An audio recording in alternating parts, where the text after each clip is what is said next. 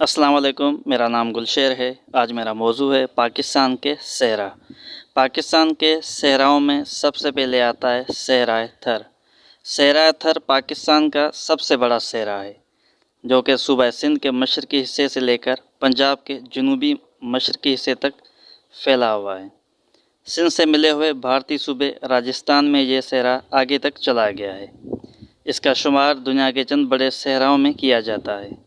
सहरा थर को दुनिया का वाहिद ज़रखेज़ सहरा होने का एजाज़ भी हासिल है। पाकिस्तान का दूसरा बड़ा सहरा सहरा चुलिस्तान है। ये पंजाब के शहर बहावलपुर से 30 किलोमीटर के फासले से शुरू होता है और सिंध के सहरा थर से जा मिलता है। आज से हज़ारों साल पहले यहाँ एक दरिया हाकड़ा बहता था, जिसकी वजह से ये इलाका सरसब्ज़ व शादाब था।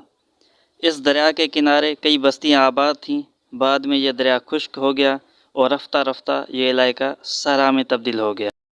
तीसरे नंबर पर सहरा थल आता है। यह सहरा पंजाब में दरिया झेलम और दरिया सिंध के दरमियानी इलाके में पोटोहार की सतह के करीब वाक़ है। यहाँ के मकामी लोग मवेशी पालते हैं। यहाँ कुछ मकामात पर दरिया से नहरें निकालकर पानी पहुँचाया गया है, जिसकी वजह से खेती बाड़ी करना मुमकिन हो गया है। चौथे नंबर पर सहरा खारान आता है। सहरा खारान बलूचिस्तान के शुमाल मगरब में वाक़ है।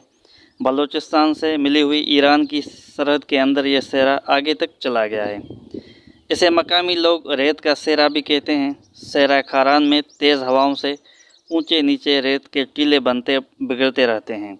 यह सहरा बिल्कुल बंजर है, कहीं कहीं झाड़ियाँ इसमें मौजूद हैं।